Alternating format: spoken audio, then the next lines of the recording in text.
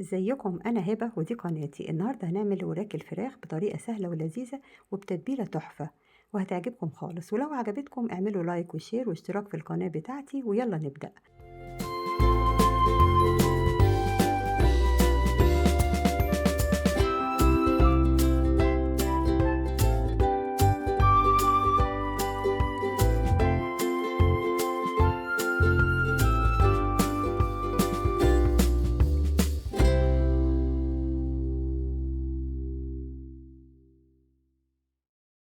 وراك الفراخ الاول طبعا العدد حسب عدد افراد اسرتك، الكميه يعني حسب عدد افراد اسرتك هتعملي.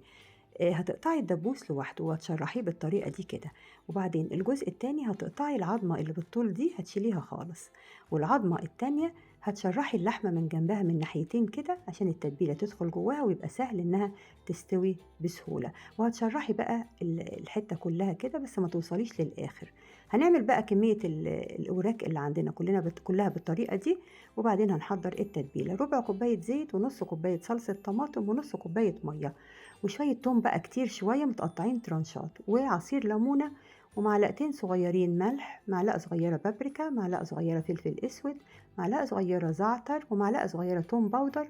وهنقلب كل التتبيلة دي في بعض ونحطها على الفراخ ونقلبها كويس مع الفراخ. وبعدين هنحط عليها شوية بقى بصل صغيرين مش متقطعين، البصل سليم كده بالشكل ده، ونركنه بقى في التلاجة من نص ساعة كده، ويفضل يعني ساعة. هنجيب الجريل بتاعنا وهنحط فيه ورق زبدة، وهنرص فيه الفراخ جنب بعض بالطريقة دي كده، مش هتبقى فوق بعض.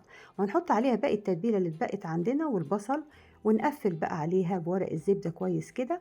قفليها كويس قوي وحطيها بقى على البوتاجاز على نار وسط، ما تبقاش عالية قوي.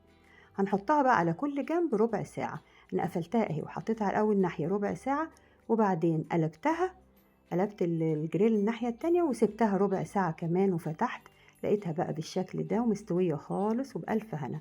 قدمت بقى معاها طبق رز بالخلطة كده. ممكن تقدمي أي رز، رز أبيض، رز بالشعرية، مكرونة، هي يعني هتنفع مع أي حاجة. وجميلة قوي، والفراخ مستوية خالص وتتبيلتها طعمها حلو قوي. ولو ما عندكيش الجريل ده حطيها في صينية فرن عادي وغطيها بورق الزبدة وورق فويل، ودخليها الفرن بقى على درجة حرارة 200. حطيها على الرف الوسطاني كده، هتاخد حوالي 40 دقيقة، وهتطلع برضو بنفس السوا وبنفس الشكل ده. 5 دقايق في الشواية في الآخر هتديكي لون حلو وبألف هنا. شايفة بقى دايبة خالص ومستوية وجميلة وتتبيلتها حلوة جدا، لازم تجربيها. ولو عجبتك اعملي لايك وشير واشتراك في القناة بتاعتي، وباي باي.